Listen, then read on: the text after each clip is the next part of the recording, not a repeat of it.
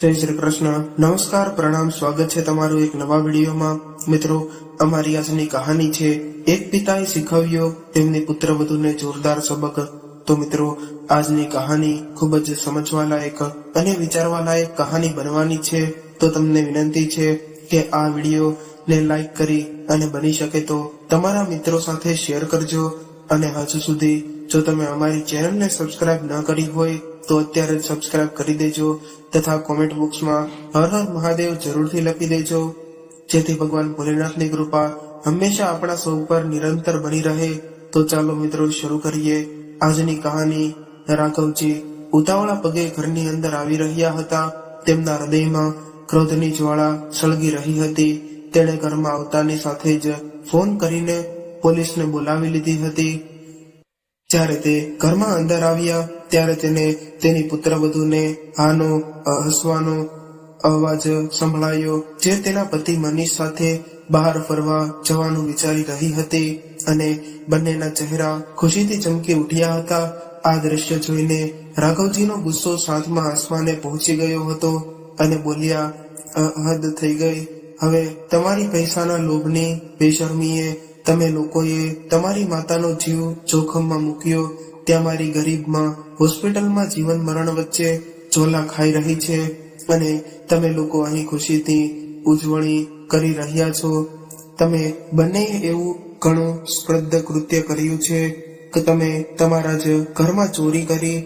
રાઘવજીના આ શબ્દો સાંભળીને તેની પુત્રવધુ નેહા નારાજ થઈ અને બોલી કે અરે બાપુજી, શું છે આ ઉંમરે તમારે આટલી બધી તકલીફો સાથે રહેવાનું શું જરૂર છે? અને આ ઉંમરે તમને અમારી માતા પર પાણીની જેમ આટલા પૈસા વેડફી રહ્યા છો. તમે હવે તેની હાલત પર છોડી દો અને શાંતિથી જીવો અને અમને પણ શાંતિથી જીવવા દો.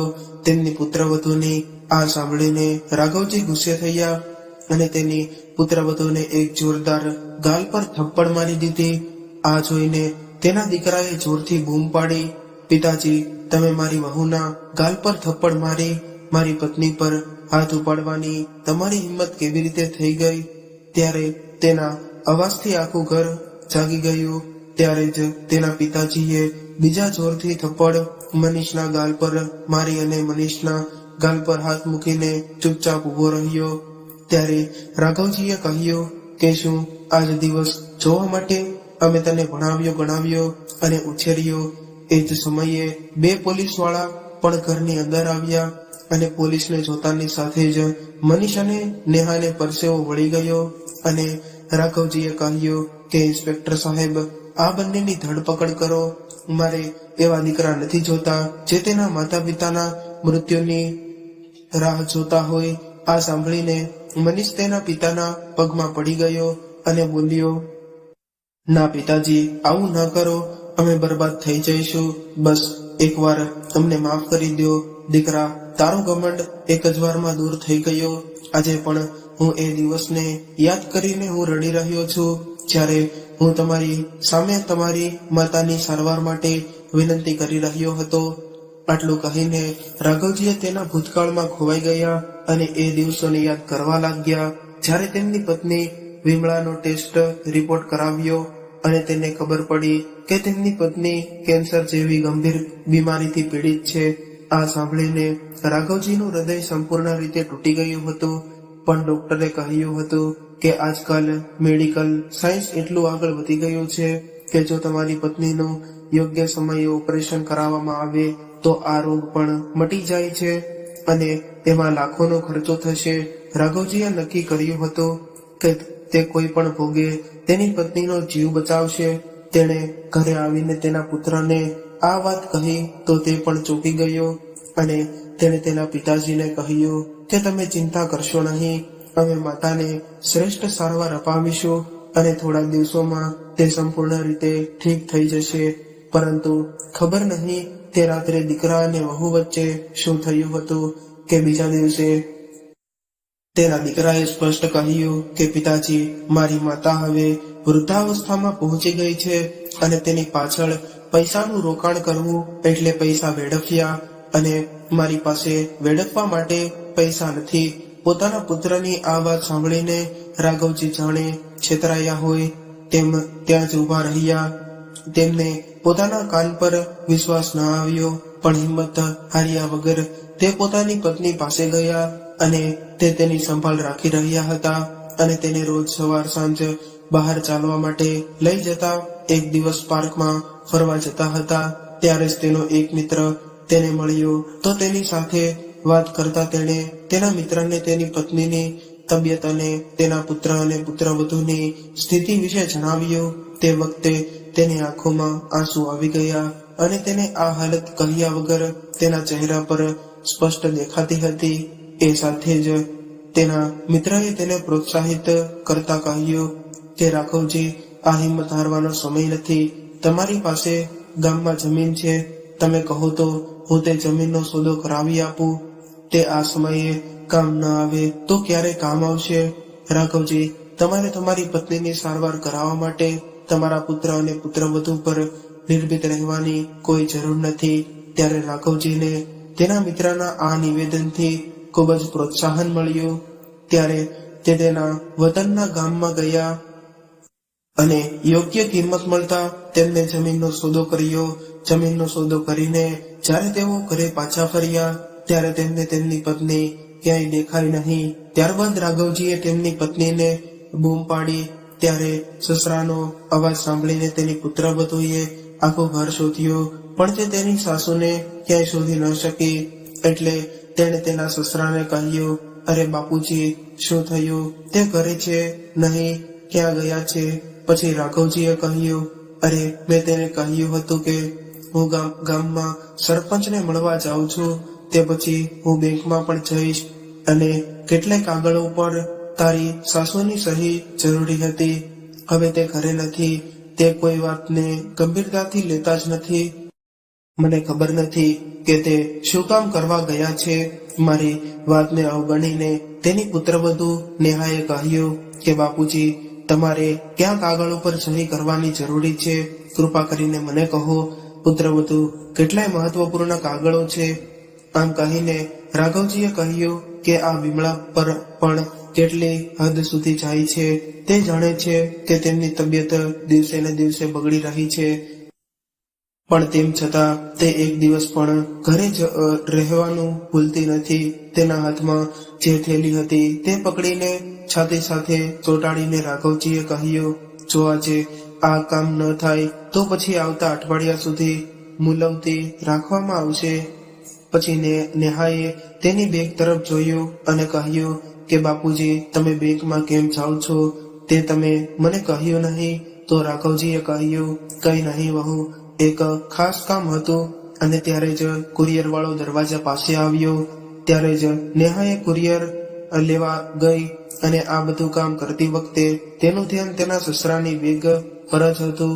કુરિયર લઈને તેને તેના રૂમમાં રાખ્યા બાદ નેહાએ તેના સસરાના રૂમમાં ડોકિયું કર્યું અને તેના સસરા રાઘવજીને જોયા. ત્યારે રાઘવજી કંઈક શોધતા હતા. તેના ચહેરા પર મુસીબત દેખાતી હતી. નેહા તેમનો દરવાજો ખખડાવ્યા વગર તેમના રૂમમાં પ્રવેશી અને બોલી કે બાપુજી, તમે મારા સાસુની તબિયત વિશે ચિંતા ન કરો, તે મંદિરેથી હમણાં જ આવી જશે. ત્યારે જ રાઘવજીએ તેનો અવાજ સાંભળ્યો ને તરત જ તેણે બારી ખોલી અને ત્યારે જ બેગ તેના હાથમાંથી નીચે પડી ગઈ. બેગ નીચે પડતા જ 500ની નોટોના બંડલ જમીન પર પડી ગયા. એટલા બધા 500ની નોટોના બંડલ જોઈને નેહાની આંખો પહોળી થઈ ગઈ. નેહાના મોંમાંથી અચાનક બોલાઈ ગયું કે આટલા બધા પૈસા. અને પછી તે સામાન્ય થઈ ગઈ અને બોલી, બાપુજી, આ બધા પૈસા ક્યાંથી આવ્યા અને કોના પૈસા છે? રાઘવજીએ ઝડપથી પૈસા ઉપાડીને પોતાની બેગમાં મૂક્યા અને બેગને બંધ કરતી વખતે કહ્યું કે પુત્રવધુ, અમારા ગામની જમીન હતી, હવે તે જમીન વેચાઈ ગઈ છે. તેથી મેં થોડા પૈસા લીધા છે અને આ પૈસા જમા કરાવવા માટે મારે બેંકમાં જવું છે, પણ મને કબાટની ચાવી ક્યાંય મળી નથી રહી. એવું લાગે છે કે તે તારી સાસુ પાસે હશે. બીજી તરફ નોટોના બંડલની તસવીર નેહાની આંખોમાં હજુ પણ સ્પષ્ટ દેખાઈ રહી હતી. તેણે કહ્યું કે બાપુજી, હજુ સુધી મારા સાસુ આવ્યા નથી અને તમે આ બેગ ક્યાં સુધી હાથમાં રાખશો? હા વહુ, હું પણ એ જ વિચારી રહ્યો છું કે આ પૈસા હું બેંકમાં જમા કરાવી દઉં, કારણ કે વિમળાને આવતા અઠવાડિયે હોસ્પિટલમાં એડમિટ કરાવવા ના છીએ. હવે ડોક્ટરે પણ કહ્યું છે કે જલ્દી ઓપરેશન કરાવો, નહીં તો મામલો હાથમાંથી નીકળી જશે. પછી નેહાએ કહ્યું કે બાપુજીએ બધું તો ઠીક છે, પણ ત્યાં સુધી આ પૈસા ક્યાં રાખશો? વહુ, જ્યાં સુધી વિમળા ન આવે ત્યાં સુધી હું આ રૂમમાં જ બેઠો છું, અને તે ના આવે ત્યાં સુધી હું કશું કરી શકું તેમ પણ નથી. ત્યારે તેની પુત્રવધુ નેહા કહેવા લાગી કે અરે બાપુજી, તમે મારા પર એટલો ભરોસો નથી કરતા. મને આ પૈસા આપો, હું મારા કબાટમાં મૂકી દઉં છું, અને જો તમને મારા પર વિશ્વાસ ન હોય તો કબાટની ચાવી પણ હું તમને આપી દઈશ. ત્યારે રાઘવજીએ કહ્યું કે અરે ના વહુ, તમે શું વાત કરી? તમે મારા પુત્રના વહુ છો. અમને તમારા પર વિશ્વાસ નહીં હોય તો અમે કોનો વિશ્વાસ કરીશું? ઠીક છે, વિમળા ના આવે ત્યાં સુધી તેને તમારા કબાટમાં મૂકી દો. આ સાંભળીને હિનાના ચહેરા પર ખુશી આવી ગઈ, જાણે કે આટલા લાંબા સમયથી તે આ ક્ષણની રાહ જોઈ રહી હતી. હિના તેની તે બેગ લઈને તેના રૂમમાં ગઈ. તે ઓરડામાં પ્રવેશી. તેને તેની જિંદગીમાં પહેલી વાર આટલા પૈસા જોયા હતા. આથી તેની આંખો પહોળી થઈ ગઈ. તેણે તે બેગ ખોલીને જોયું કે બેગમાં 10 લાખ રૂપિયા હતા. તેથી તેણીએ હોશિયારીથી તેણે તેમાંથી 2 લાખ રૂપિયા કાઢી લીધા અને તેને બાજુમાં રાખ્યા, અને બાકીના પૈસા પાછા બેગમાં મૂકી દીધા અને કબાટમાં રાખ્યા. થોડી વાર પછી વિમળાજી ઘરે આવ્યા. ત્યારે હિનાએ કહ્યું કે માજી, શું મંદિર જવા માટે આટલો બધો સમય લાગે? અરે ના પુત્રવધુ, હું રસ્તામાં મારી એક સહેલી મળી ગઈ હતી. તે મારી તબિયત વિશે પૂછી રહી હતી. તેમાં થોડો સમય લાગ્યો. સારું, મને એક વાત કહે કે તારા સસરા આવ્યા છે? હા, એ તમને ઘણા સમયથી શોધી રહ્યા હતા. તમે એક કામ કરો કે આ મારા કબાટની ચાવી લો. કબાટમાં મારા સસરાએ તેની બેગ રાખી છે, તેને તમે લઈ લ્યો અને તમારા કબાટમાં રાખી દો. તો તેની સાસુ બોલી, તેમાં શું છે? તેમાં ઘણા પૈસા છે, અને પછી જો કઈ કામ તેમ થઈ જશે તો પછી તમે મારા નામનો જ ઉપયોગ કરશો, કારણ કે સાસરિયામાં સૌ પ્રથમ શંકા પુત્રવધુ પર જ પડે છે. ત્યારબાદ વિમળાજીએ કહ્યું કે એવું નથી વહુ, અમે તો હંમેશા તને અમારી દીકરી જ માની છે, અને નાનકડી વાત હોય તો પણ દિલની નજીક તને રાખીએ છીએ. આટલું કહીને વિમળાજીએ તેમની વહુના રૂમમાં જવા લાગ્યા, અને અચાનક તેમનું મન ઠંડુ પડી ગયું. આજ સુધી પુત્રવધુ તેના રૂમનો દરવાજો પણ બંધ રાખતી હતી. તે વિચારતી હતી કે તેની પુત્રવધુએ આજ તેના કબાટની ચાવી કેવી રીતે આપી દીધી. પરંતુ પછી આ વિચારને ફગાવીને તે તેની પુત્રવધુના કબાટ પાસે ગઈ અને કબાટ ખોલી તેના પતિની બેગ કાઢીને તેના રૂમના કબાટમાંથી રાખી દીધી. આ સમયે રાઘવજીએ આવીને કહ્યું કે વિમળા, તું પણ તારી હદ વટાવી ગઈ. મેં તને કહ્યું હતું કે હું આવું ત્યારે તમારે ઘરે જ રહેવું જોઈએ. આ તમે મારી વાત કેમ સાંભળતા જ નથી? તેના પતિની વાત સાંભળીને વિમળાજીએ કહ્યું કે અરે, તમે જે કામ માટે મને શોધી રહ્યા હતા તે કામ મેં પહેલેથી જ કરી દીધું છે. રાઘવજીએ પૂછ્યું, કયું કામ? તો વિમળાજીએ કહ્યું, અરે, તમે મારી પુત્રવધુને જે બેગ આપી હતી તે મેં મારા કબાટમાં વ્યવસ્થિત રાખી દીધી છે, અને જુઓ, તાળું મારીને ચાવી પણ મારી પાસે રાખી છે. એ તો ઠીક છે, પણ તે બેગ બરાબર તપાસી છે. તમે મને મૂર્ખ માનો છો, પણ તમારી વિમળા એટલી મૂર્ખ નથી. ના વિમળા, હું બહુ ભોળી છું છે કે તું કોઈના પર તરત જ વિશ્વાસ કરી લે છે. પણ આ દુનિયા ખૂબ ખરાબ છે. અત્યારે જો પોતાના ઘરમાં જ જો તક મળે તો પોતાનો દીકરો પણ ચોરી કરતા આવશે નહીં. આગળ શું થશે તેના વિશે વિચારશે પણ નહીં. અરે, મને તો તમારી જ ચિંતા થાય છે. કાલે મને કઈ થશે તો એક ક્ષણે માટે પણ તમારી સંભાળ કોણ રાખશે? આવી વાત તમારા ચહેરા પર ન લાવો. વિમળાજીના મોં પર હાથ મૂકીને રાઘવજી બોલ્યા, હું બધા સંબંધોને જાણું છું, કોણ મારું છે અને કોણ પરાયું છે. અમારી બંને વચ્ચેનો સંબંધ એ જ એવો છે કે જ્યાં આપણે બંને એકબીજા માટે નિસ્વાર્થ ભાવે વિચારીએ, નહીંતર અમારા બાળકો પણ અમારા પોતાના નથી. ત્યારે વિમળાજી બોલ્યા, મહેરબાની કરીને તમારા પુત્ર સામે આવું કોઈ ઝેર આંકશો નહીં. હવે તે પરિણીત છે, તેને તેની પત્નીની જવાબદારી પણ છે. તેને તેની વહુની રોજ કોઈ ને કોઈ માંગણી હોય છે. શું તેના શોખ પૂરા કરશે કે પછી તે તેના માતા પિતાનું ધ્યાન રાખશે? આ વાત બાજુ પર રાખો, હું ચા બનાવું છું અને બેસીને ચા પીવો. વાસ્તવમાં રાઘવજી તેમની પત્ની વિમળાની બીમારીને લઈને તેઓ ખૂબ જ ચિંતિત હતા અને વિમળાજીની બીમારીની સારવાર ખૂબ જ મોંઘી હતી, જે શહેરની સૌથી મોટી હોસ્પિટલમાં શક્ય હતી. જે દિવસે તેમને તેમની પત્નીના ઓપરેશન માટે તારીખ લીધી હતી, તે સમયે તેનો દીકરો મનીષ બીજા શહેરમાં ગયો હતો. 2 દિવસ પછી જ્યારે તે પાછો આવ્યો ત્યારે હિનાએ તરત જ તેના કાન ભર્યા અને હિનાની વાતોમાં આવીને તે ગુસ્સાથી બહાર આવી અને બોલ્યો કે બાપુજી, તમે આ શું કરો છો? ત્યારબાદ રાઘવજી પોતાની વિચારસરણીમાંથી બહાર આવ્યા અને કહ્યું કે દીકરા, તું શું વાત કરે છે? બાપુજી, તમે સારી રીતે જાણો છો કે હું માતાની વાત કરું છું. કેમ દીકરા, તારી તબિયતમાં એ તારું શું નુકસાન છે? તે પોતે કેન્સર સામે ઝઝૂમી રહી છે. હા, હું બધું જાણું છું, પણ કદાચ તું સમજતો નથી પિતાજી.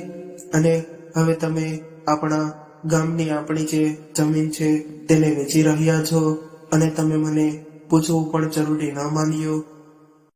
મારી સલાહથી પણ તને કોઈ ફરક નથી પડતો. ત્યારે રાઘવજીએ કહ્યું, સારું થયું દીકરા કે તારા બાતમીદારોએ તારા સુધી આ સમાચાર લાવ્યા. હવે હું શું કરું દીકરા? તે તારી માને છોડી દીધી છે. તને તેની ચિંતા નથી. તું તારી પત્નીની માંગણી પૂરી કરવામાં દિવસ રાત વ્યસ્ત છે. પછી મનીષે કહ્યું, મને સમજાતું નથી, આખરે તમને શું થઈ ગયું છે? શું હું તમારો દુશ્મન છું? ત્યારે રાઘવજી બોલ્યા, પણ દીકરા, તારી આ હરકતો પરથી એવું નથી લાગતું કે તને તારી માતાની ચિંતા છે.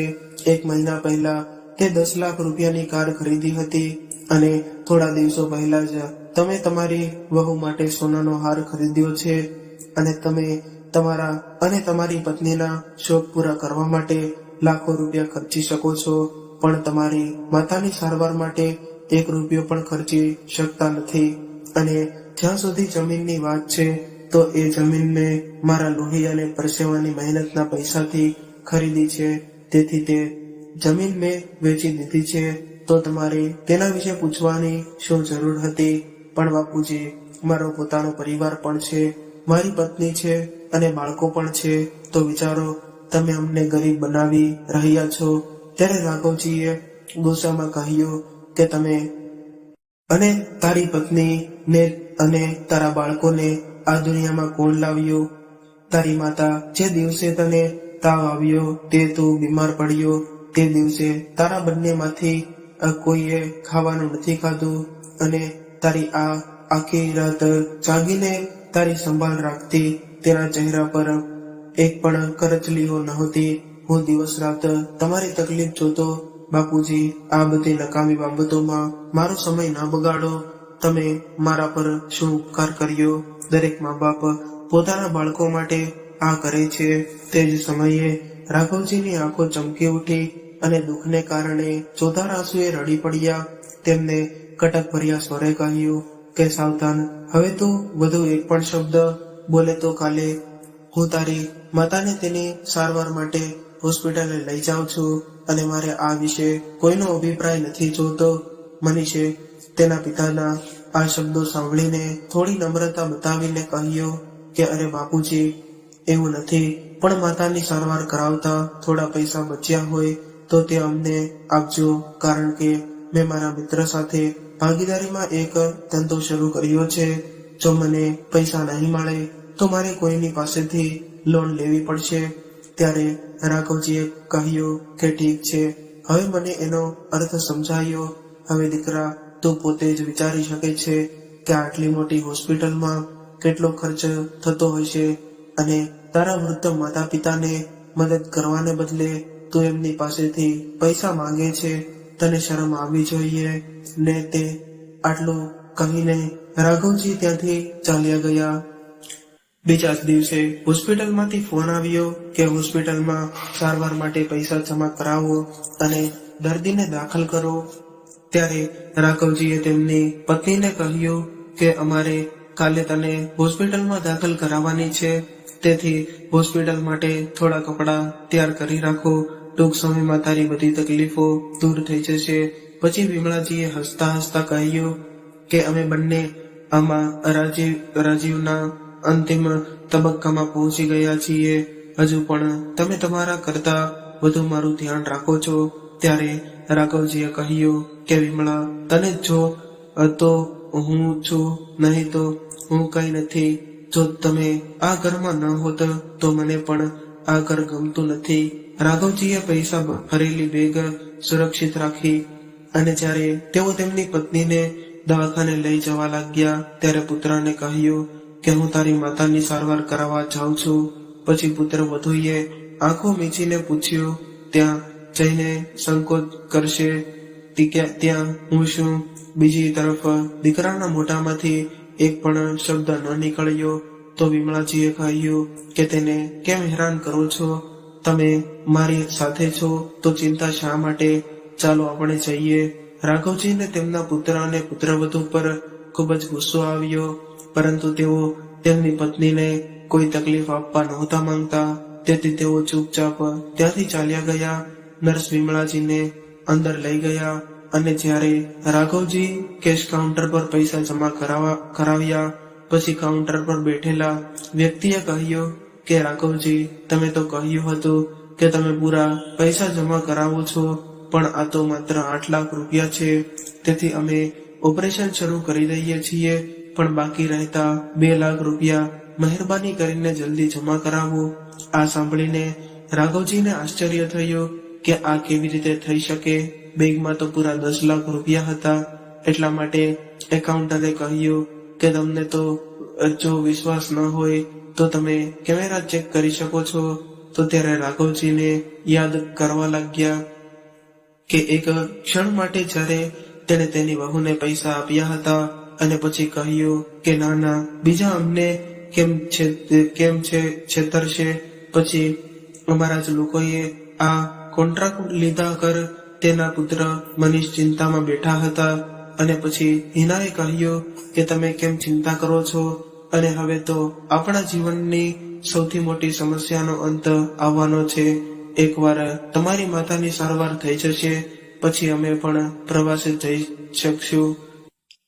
પછી મનીષે કહ્યું કે પૈસાની અછત છે અને પ્રવાસે જવા માટે અમને ઓછામાં ઓછા 50,000 રૂપિયાની જરૂર પડશે. જો અમારી પાસે પૈસા હશે તો જ જઈશું. ત્યારે હિનાએ કહ્યું કે અરે, તું મારું આટલું ધ્યાન રાખે છે અને હું તારી આ નાનકડી મિજબાની પણ સંભાળી શકતી નથી. હવે થોડી વાર રાહ જુઓ. આટલું કહીને હિના અંદર ગઈ અને તેના કબાટમાંથી પૈસા કાઢ્યા અને બહાર લઈને આવી. પછી મનીષે કહ્યું કે તારી પાસે આટલા પૈસા ક્યાંથી આવ્યા? ત્યારે હિનાએ કહ્યું, અરે તું કેરી ખાને ગોટલા શું કામ ગણે છે? મને આ તારી આદત ગમતી નથી. પછી મનીષે કહ્યું કે સાચું છે, બધાની ચિંતા કરીને મારું મગજ પાગલ થઈ ગયું છે.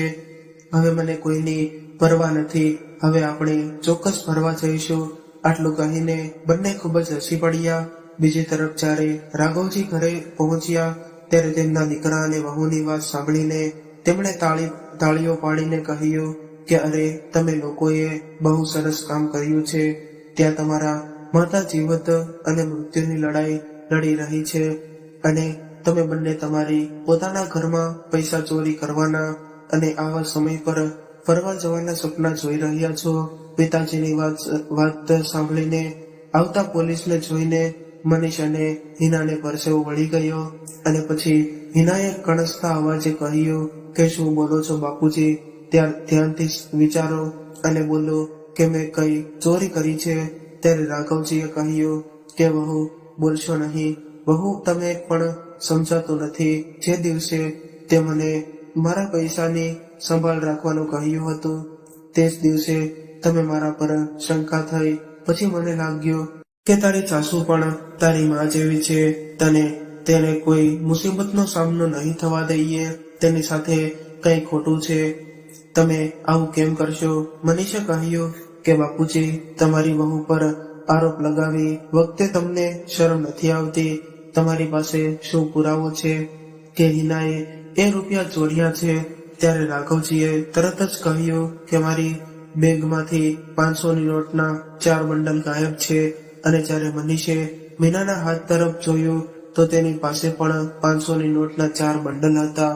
ત્યારે નેહાએ કહ્યું કે અરે બાપુજી, શું છે આ ઉંમરે તમારે આટલી બધી તકલીફો સાથે રહેવાની શું જરૂર છે? અને આ ઉંમરે તમે અમારી માતા પર પાણીની જેમ આટલા પૈસા વેડફી રહ્યા છો. તમે હવે તેની હાલત પર છોડી દો અને શાંતિથી જીવો અને અમને પણ શાંતિથી જીવવા દો. તેમની પુત્રવધૂની આ વાત સાંભળીને રાઘવજી ગુસ્સે થયા અને તેની પુત્રવધૂને એક જોરદાર ગાલ પર થપ્પડ મારી દીધી. અને આ જોઈને તેના દીકરાએ જોરથી બૂમ પાડી, પિતાજી, તમે મારી વહુના ગાલ પર થપ્પડ મારી, મારી પત્ની પર હાથ ઉપાડવાની તમારી હિંમત કેવી રીતે થઈ? ત્યારે તેના અવાજથી આખું ઘર જાગી ગયું. ત્યારે જ તેના પિતાજીએ બીજી જોરથી થપ્પડ મનીષના ગાલ પર મારી દીધી અને મનીષના ગાલ પર હાથ મૂકીને ચૂપચાપ ઉભો રહ્યો. ત્યારે રાઘવજીએ કહ્યું કે શું આજ દિવસ જોવા માટે અમે તમને ભણાવ્યો ગણાવ્યો અને ઉછેર્યો? એ જ સમયે 2 પોલીસ વાળા પણ ઘરની અંદર આવ્યા અને પોલીસને જોતાની સાથે જ મનીષ અને નેહાને પરસેવો વળી ગયો અને રાઘવજીએ કહ્યું કે ઇન્સ્પેક્ટર સાહેબ, આ બંનેની ધરપકડ કરો. મારે એના એવા દીકરા નથી જોતા જે તેના માતા પિતાના મૃત્યુની રાહ જોતા હોય. આ સાંભળીને મનીષ તેના પિતાના પગમાં પડી ગયો અને બોલ્યો કે ના પિતાજી, આવું ના કરો, અમે બરબાદ થઈ જઈશું. બસ એકવાર અમને માફ કરી દો. એ મેં ઘણા પૈસા રોકીને નવો ધંધો શરૂ કર્યો છે. જો હું જેલમાં જઈશ તો ઘણું નુકસાન થશે. રાઘવજી કઈ બોલે તે પહેલા જ હિનાએ કહ્યું કે અરે શું થયું? આપણે એક દિવસ પણ જેલમાં નહીં જઈએ.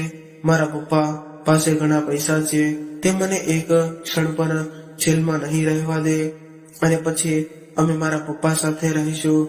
ક્યારેક મનીષ ગુસ્સે થઈને કહ્યું કે તારી આ ક્રિયાઓને કારણે જ મારે આ દિવસો જોવા પડ્યા છે અને હું પણ તમારા કાર્યોને જવાબદાર છું.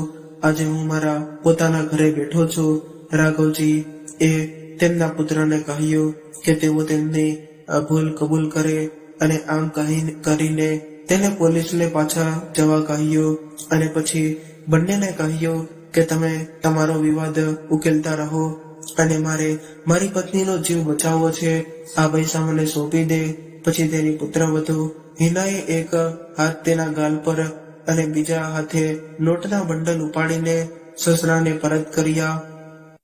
ત્યારે જતા રાઘવજીએ કહ્યું કે આ મકાન પણ મારું છે, મારા પરસેવાની કમાણીથી ખરીદેલું છે અને જો તમારે અહીંયા રહેવું હોય તો મને ઉપરના માળે તમારા રહેવાની વ્યવસ્થા કરી શકો છો, કારણ કે હવે હું મારી પત્ની સાથે શાંતિથી રહેવા માંગુ છું અને આ બાબતે કોઈ વાદ વિવાદ થશે નહીં. હવે હું એવું ઈચ્છું છું કે મારી પત્નીને બીજી કોઈ મુશ્કેલીઓનો સામનો ન કરવો પડે. અમે અમારા જીવને જોખમમાં મૂકીને પણ અમારા પુત્રનો ઉછેર કર્યો, પણ તેણે તેની માતા માટે કંઈ કર્યું નહીં. તેથી હવે મારે કડક પગલાં લેવા પડશે. આટલું કહીને રાઘવજી ત્યાંથી ચાલ્યા ગયા અને હિનાએ કહ્યું કે આ ખોટું છે. તારા પપ્પા આવું કેવી રીતે કરી શકે? પછી મનીષે કહ્યું કે ચૂપ રહે, તું કહે છે કે આ ઘર તેમનું છે અને તેઓ કહે છે કે તેમ કરવું પડશે, નહીં તો તારો સામાન ઉપાડ અને અહીંયાથી ચાલતી થા. હું અહીં જ રહીશ. 1 અઠવાડિયા પછી વિમળાજી સ્વસ્થ થઈને ઘરે પાછા ફર્યા. આજે તેમનું ઘર ખાલીખમ લાગતું હતું. તેથી તેને તેના પિતાને આ વિશે પૂછતા તેણે કહ્યું કે તમારી વહુ ઉપરના માળે રહેવા માંગે છે અને હું પણ તે ઈચ્છું છું કે હવે તું તારો જૂનો શોખ પૂરો કરી શકે છે. તને નાના બાળકોને ટ્યુશન આપવાનું બહુ ગમતું હતું ને હવે તું આ ઘરમાં ટૂંક સમયમાં કોચિંગ સેન્ટર શરૂ કરી રહ્યો છું. વૃદ્ધાવસ્થામાં આપણે જેટલા વ્યસ્ત રહીશું એટલી જ ચિંતા આપણાથી દૂર રહેશે. વિમળાજી તે સાંભળીને ખૂબ જ ખુશ થઈ ગયા. હવે પતિ પત્ની બંને પોતપોતાની કમાણીથી પોતાનો ખર્ચો ચલાવી રહ્યા હતા. જો દીકરો પૈસાથી મદદ કરવા માંગતો હોય તો પણ રાઘવજીએ જવાબ આપી દેતા કે દૂધથી બળેલો માણસ છાશ પણ ફૂંક મારીને પીવે છે. પહેલા પણ હું મસ્તક ઊંચું કરીને જીવતો હતો અને આજે પણ હું મસ્તક ઊંચું રાખીને જીવીશ. તું તારી અને તારી પત્નીની જરૂરિયાત પૂરી કર. બસ તમારી માતાને ક્યારેય દુખી કરશો નહીં તો હું તેને ક્યારેય સહન નહીં કરું. એ દિવસથી એ ઘટનાની જાણ કોઈએ વિમળાજીને ના કરી અને વિમળાજી વારે વારે તેના પતિ તરફ પ્રશ્નાર્થ નજરે જોતી અને કહેતી કે પુત્ર અને વહુ સારા માર્ગ પર કેવી રીતે આવ્યા, તમે શું કર્યું? ત્યારે રાઘવજી હસતા હસતા કહે છે કે એક દીકરો જન્મ્યો છે અને તમે જ જુઓ છો. તો મિત્રો, તમને આ કહાની કેવી લાગી કોમેન્ટ કરીને જણાવજો. અને જો તમને આ કહાની પસંદ આવી હોય તો વિડીયોને લાઈક કરી તેમજ તમારા અન્ય મિત્રો સાથે શેર કરજો. અને જો તમે આવી જ કહાની સાંભળવા માંગતા હોય તો આ ચેનલને સબસ્ક્રાઇબ કરવાનું ભૂલશો નહીં. હવે ફરી મળીશું એક નવી કહાની સાથે. ત્યાં સુધી તમામ મિત્રોને જય શ્રી કૃષ્ણ, રાધે રાધે, હર હર મહાદેવ. આ કહાનીને પૂરેપૂરી સાંભળવા માટે તમારો ખૂબ ખૂબ આભાર.